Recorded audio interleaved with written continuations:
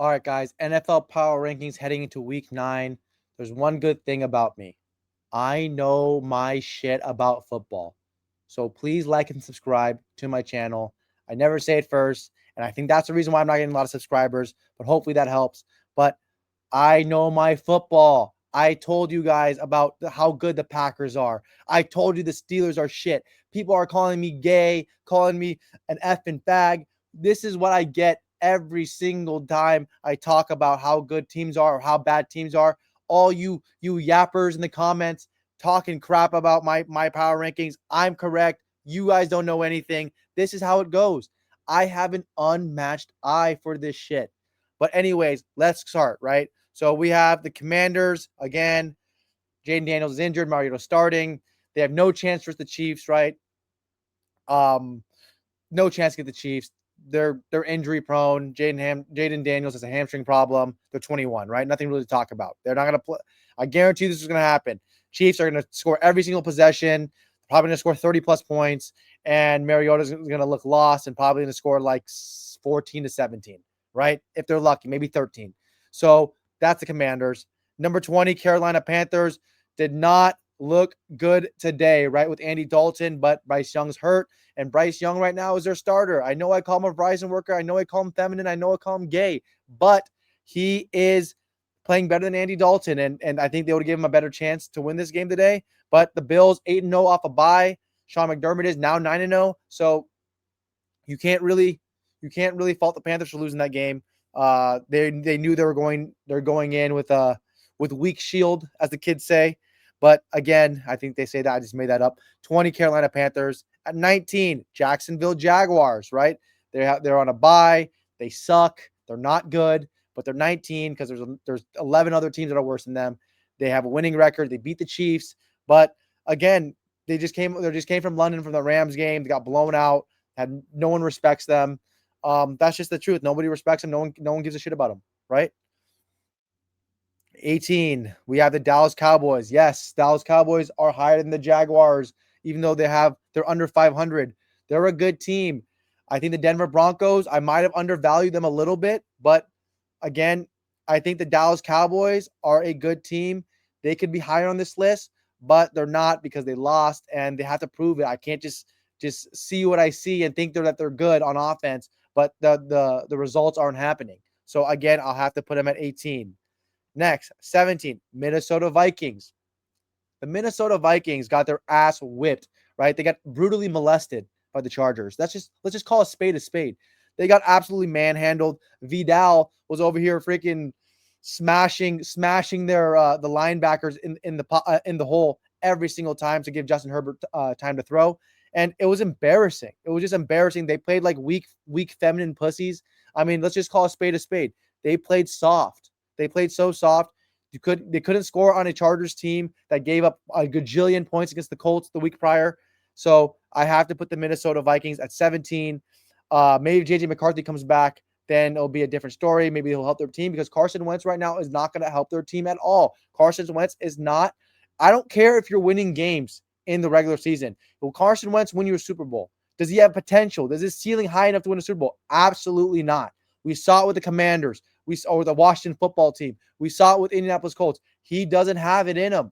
You can't trust Gingers to throw the ball. You can't. I'll never do it. He'll never win a championship. Can we look up if Gingers ever won a championship? NFL Super Bowl champions with Ginger quarterbacks. Has there ever been one? Brad Johnson's the only starting quarterback who's publicly known to have red hair. Jason Garrett as a backup. Great. Brad Johnson, long time ago with the Bucks. Great. 16, Chicago Bears. They played like shit. They lost to Snoop Huntley. I mean, I like the Bears. I think the Bears are a decent team. I like Ben Johnson. I like Caleb Williams. Caleb Williams from USC. I like Caleb Williams. I think Ben Johnson's a great coach from Detroit Lions, but they got their ass handed to them. You have to understand as well is that Ben Johnson does not play well against Ravens defense. He didn't when he was in Detroit, and with that Detroit vaunted offense, they were getting their ass blown out by the Ravens year after year when they were playing them, right? I think they played them back-to-back years, and they played them a third year again this year. The Lions did, but I think they played them back-to-back before that, and they were getting their ass chewed out. And It was the same thing again today with the Bears as now representing the Bears. Ben Johnson can't figure it out. Caleb Williams didn't play as well as he should have. But yeah, I mean, they're on the up and up. They still have a good chance to make the wild card. I think they're a good team. I think that there's nothing really wrong with them. I think that their offense is good, but I think their defense needs work, especially their run game. I think they kind of got out physical badly today, right? Yeah, Derrick Henry had 71 yards, 21 carries, which is only like 3.5 yards a carry, but still more than you would expect. And especially with a team with a running quarterback like Snoop Huntley. No, my name's not Tyler. My name's Snoop. And yeah, Rome Odunze played well, but again, the Bears schedule. We'll see their schedule right now. What they have. The Bears schedule is Cincinnati, New York, Minnesota. So they have 3 winnable games on their schedule. 4 winnable. They play Pittsburgh. 4 winnable games on their schedule. So they should at least go 3-1. If they don't go 3-1, their season's over, right? Not over as in like they're not making the playoffs, but I can't respect them if they're not going 3-1 at least, right? Let's just be fair. Okay. 15. And now I'm going to talk more about these real teams, not these fake ass teams that I was seeing earlier, right? 15, the Falcons. Another fake team too. Kirk Cousins didn't play well. He didn't play his best. That people are going to make fun of Kirk Cousins for not playing well. Their offense is not designed for a velvet do-rag Christian white boy. It's for a velvet do-rag African American. Their offense is not built for Kirk Cousins. It's like telling Tim Tebow to be Tom Brady and Patriots. It's like that. You can't. Or be Drew Brees when they were putting up points. You can't do that, right?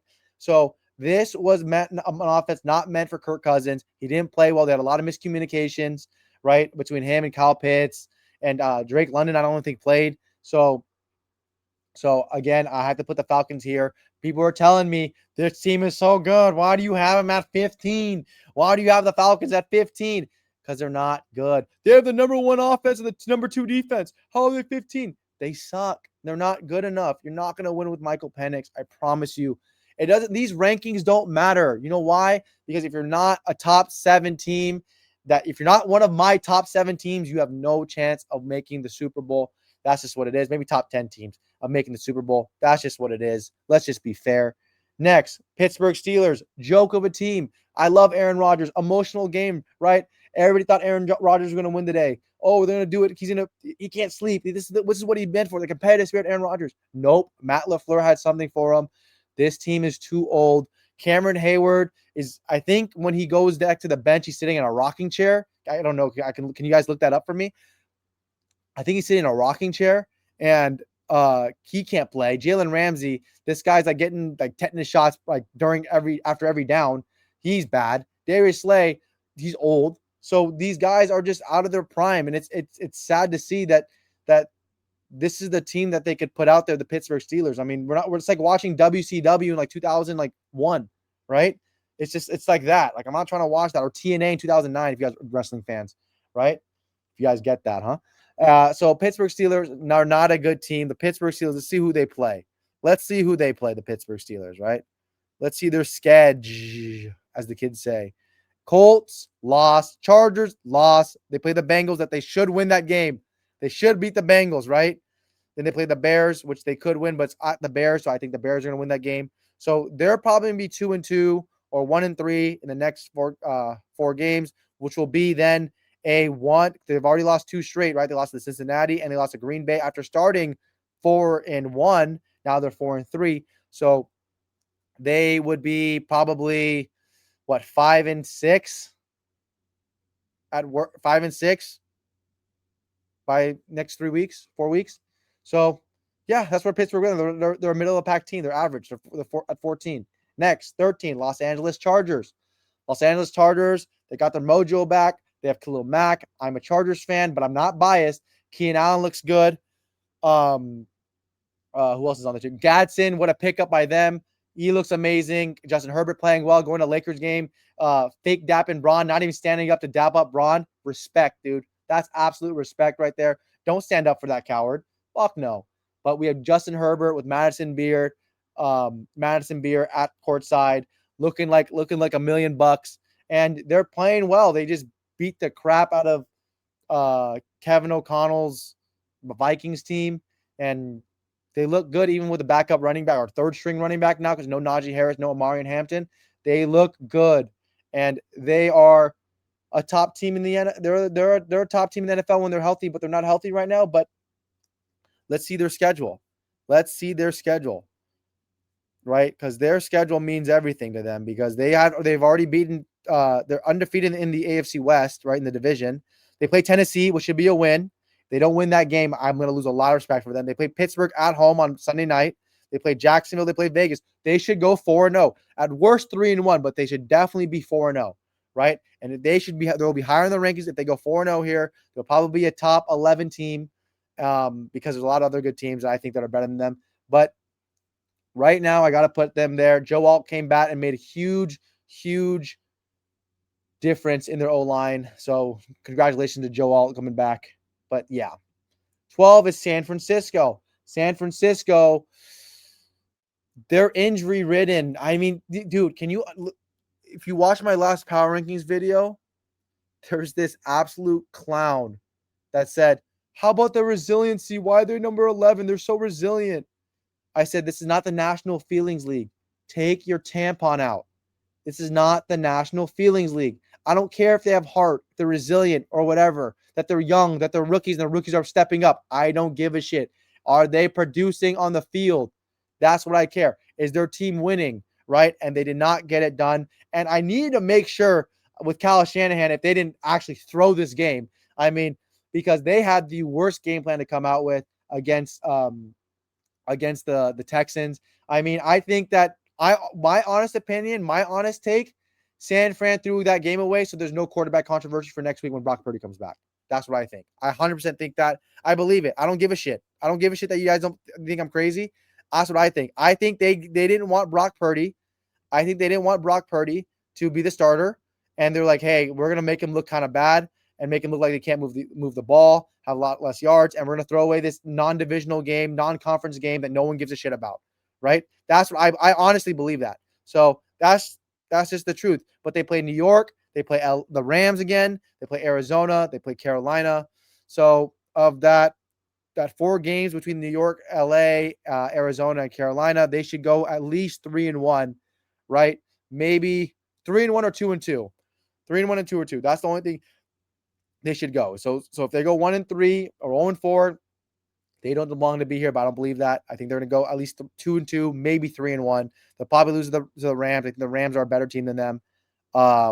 And I can see them, if that elf isn't playing, they can probably lose to Arizona as well. Again, right? They beat Arizona last time. Never mind. But they could probably lose to Arizona if Jacoby Brissett plays, not if that elf Kyler Murray plays, right?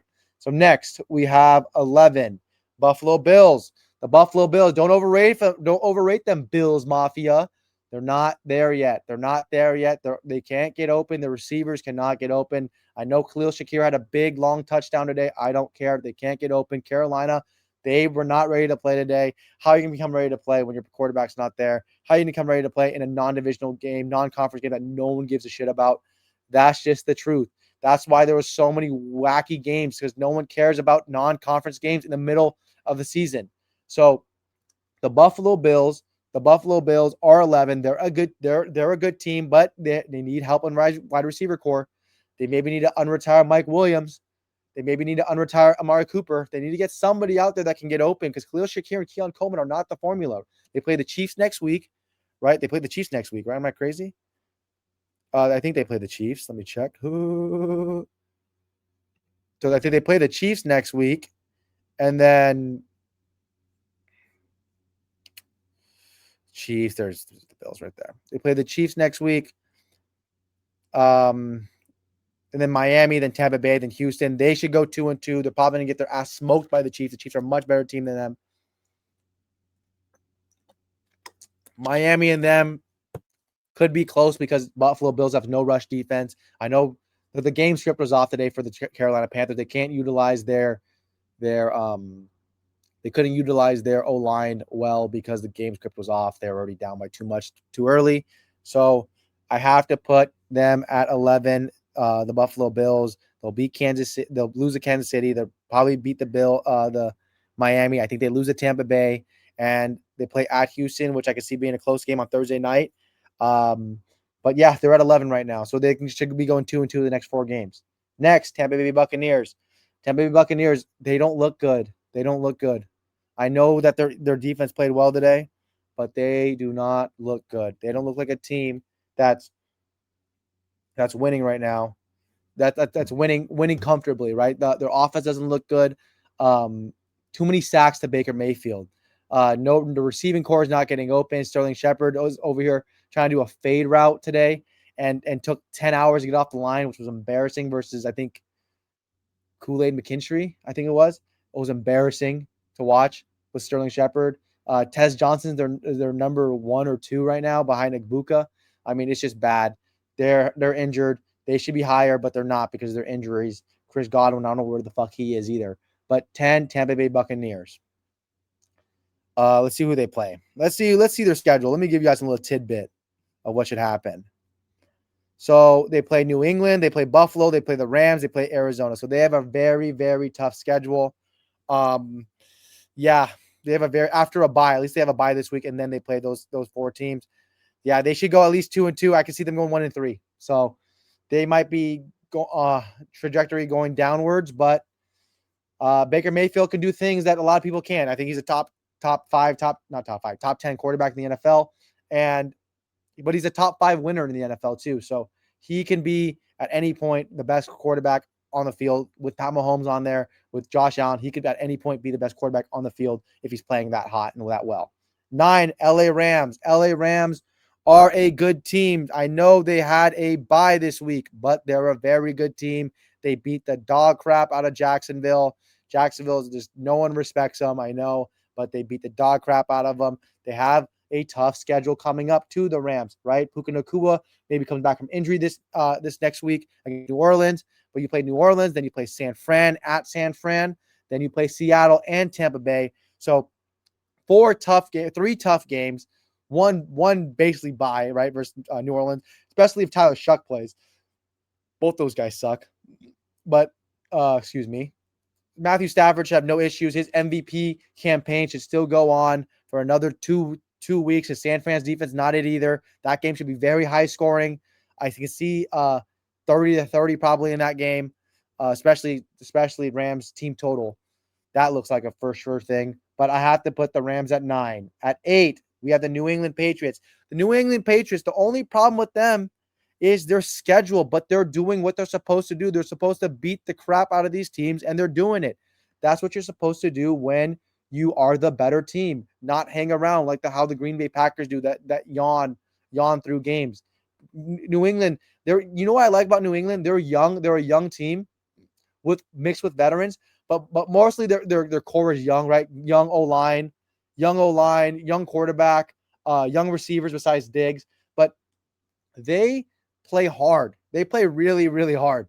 And you can see it. They don't like to take plays off. Even Ramondre Stevenson today, he played well. Like they're, and then Travion Henderson, these guys, even if they don't put the numbers up, if you watch them play, they play hard and they play hard for each other. And that actually matters. And I know I'm being sentimental and kind of faggy, but it doesn't matter. That's just the truth. When you play hard, like Travion Henderson today had 10 carries for 75 yards. Ramondre Stevenson 14 for 34. But again, he was pass blocking well. Travion Henderson was playing really well. 27-yard longest carry.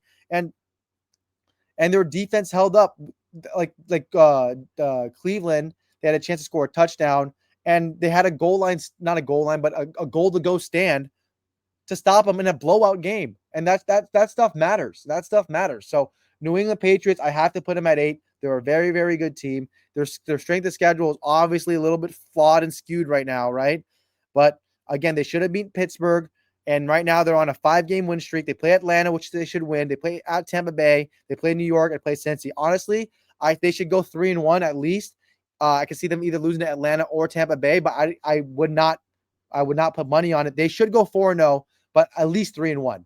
At least 3-1 to be a legit contender. They're going to win the AFC. They're going to win the AFC East, I think. I think they're going to win the AFC East. If you guys want to put a futures bet, I think that'll be a good bet right there.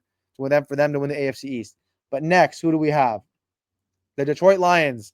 Detroit Lions, they're on a bye, but they're a decent team. Again, Detroit Lions have a problem, right? Their offense isn't as good as last year's, and I've been saying it, and people call me crazy, but I'm not crazy. I know what I'm talking about.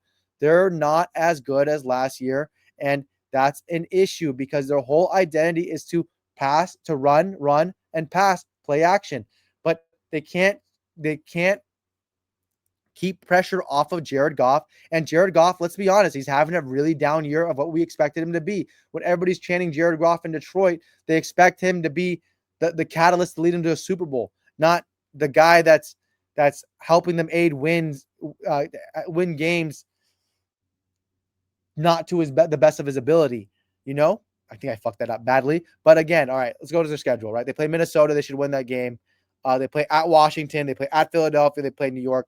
They should go at least 3-1 in that stage.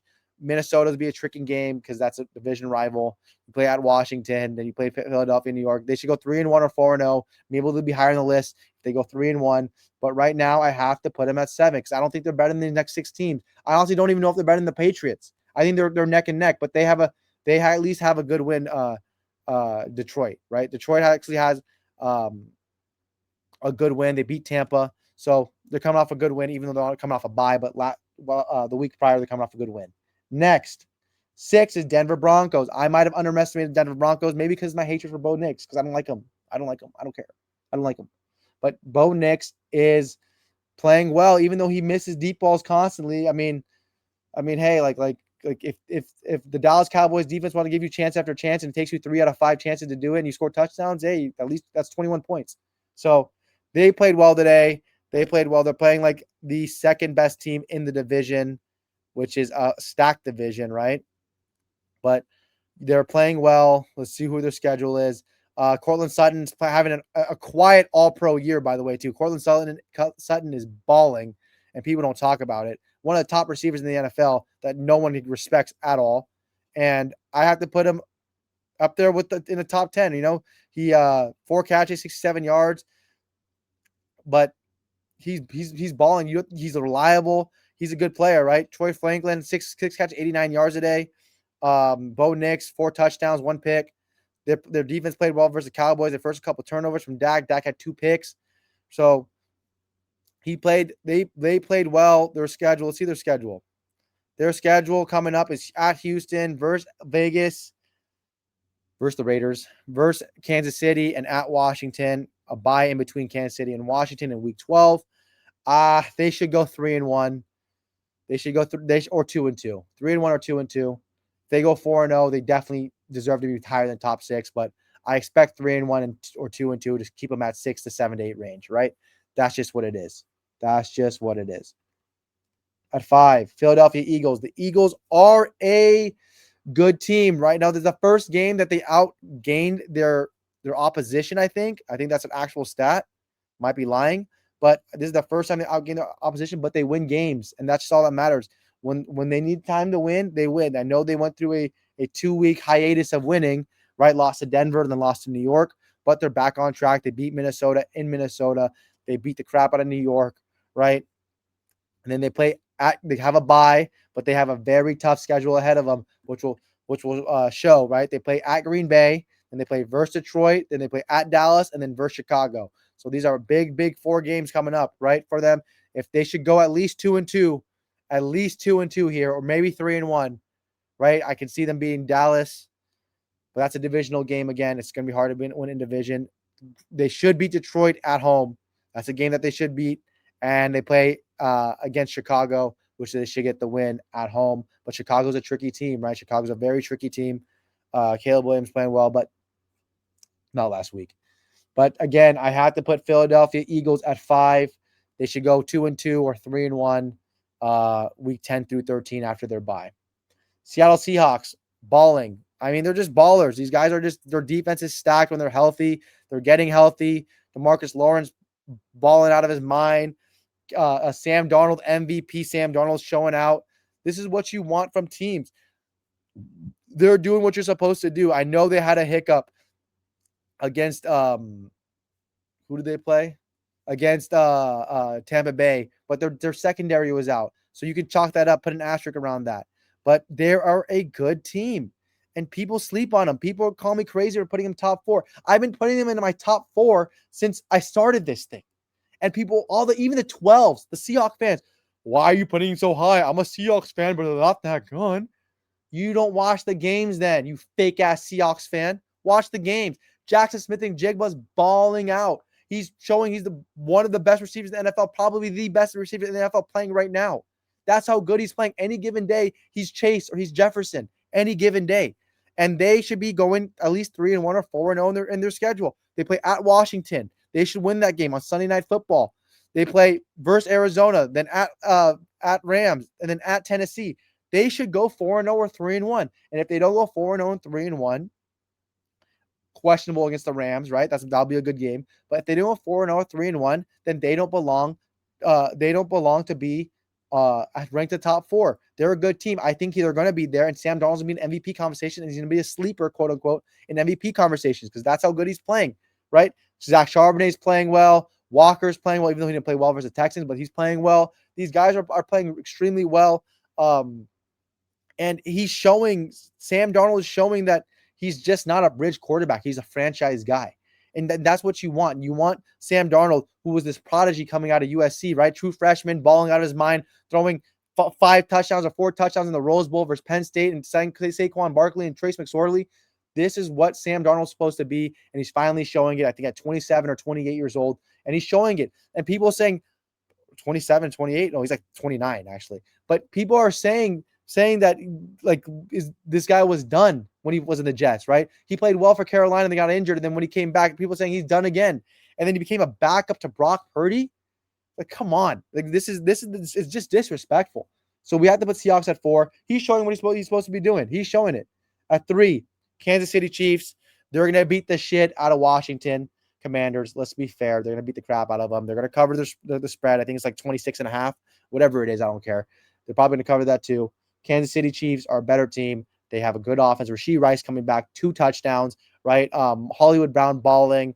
All these receivers are killing it right now. Juju Smith-Schuster even playing well. They're doing their little dance, right? First down dance. Travis Kelce's playing well. He looks a lot healthier. He looks not as fat. He's playing well, so I got to put him at 3. They're going to beat the shit out of the Commanders. Well, so I'm going to say Pat Mahomes is good too. We already know that. Chris Jones is good. Their defense is good. Bolton, Chenal. Yeah, you mean keep naming guys. McDuffie. These guys are all playing well. And they're humming right now. They're showing why that they've been in the AFC Championship game the last almost decade, right? Since Mahomes been there 7 years, I think now. So they're showing why they are always in the championship game and why they're most likely always in the Super Bowl, right? And you have to put them at 3. But at number 2, you have to have the Colts, right? Jonathan Taylor's being the most selfish prick ever. I have Tyler Warren to score a touchdown in my parlay, and this guy doesn't want to fucking share the wealth. Share the wealth, Jonathan Taylor, you piece of shit. Share the wealth. But they won. Daniel Jones played well. He got sacked a couple of times, more than I expected with no Jeffrey Simmons. I didn't like that. But they played well. They are a good team. Their defense is very suspect, but who cares if you can't stop them, right? And this is the team that is the Detroit Lions from last year, right? How are you going to stop this team? How are you going to stop this team? Just because Daniel Jones not a sexy name like Jared Goff? That's what it is?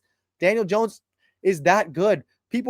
I watched a TikTok video and people were like, oh, from out the league to starting quarterback. I'm like, out the league? This guy's better than half the starters. Even though he was benched by New York, I love Daniel Jones. I tweeted out Daniel Jones was me a first-round pick his sophomore year in college. I'm like, this dude's a legit at Duke. This is how good my talent is, my unmatched eye. That's how I see things, right? So Pittsburgh Steelers, they played them. They're going to spank them, right? Because how are they going to stop them? What are they going to do to stop them? They can stop the run? Okay. How are they going to stop the pass, right? Michael Pittman's playing well. Oh, Michael Pittman's not shit anymore because they have a good quarterback? That's what happens, right? Then they play Atlanta in like freaking Timbuktu, I think, right? In a morning game, 6:30 here, so 9:30 Eastern.